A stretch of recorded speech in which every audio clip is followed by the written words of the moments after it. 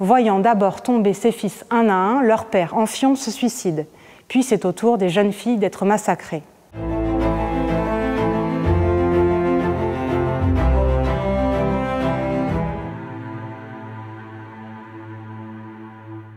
Copie romaine d'une œuvre exécutée au IVe siècle avant notre ère, cette statue de Niobé protégeant sa fille fut découverte à Rome en 1583.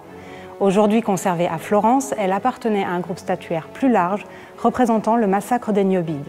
Ce thème mythologique fut particulièrement favorisé par les sculpteurs grecs de l'époque hellénistique et l'on connaît de nombreuses copies de leurs œuvres dès l'Antiquité. Ce tirage en plâtre, réalisé d'après l'un des ensembles les plus célèbres, représente le personnage central du mythe, Niobé, reine de Thèbes et épouse d'Amphion. Souveraine puissante d'une excellente naissance et d'une grande beauté, elle eut 14 enfants qui firent sa fierté, 7 filles et 7 garçons.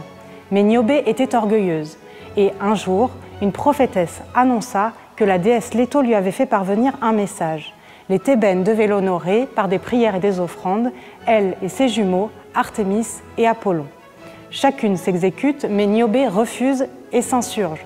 Pourquoi honorer une divinité que l'on ne voit même pas, alors qu'elle, leur reine, est bien tangible et de meilleure ascendance?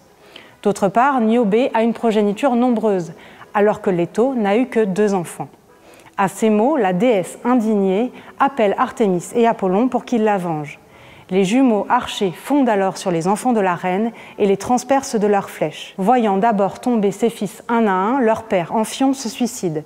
Puis c'est au tour des jeunes filles d'être massacrées. Niobé comprend trop tard son erreur et dans un dernier geste désespéré, elle attrape sa benjamine, la protège de tout son corps et supplie pour qu'on lui laisse au moins l'un de ses enfants.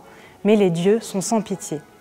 De douleur, le corps entier de la reine se fige et se change en marbre. Seules ses larmes continuent de couler. Emportée par un tourbillon de vent qui la dépose au sommet d'une montagne, elle pleure toujours la perte de sa famille.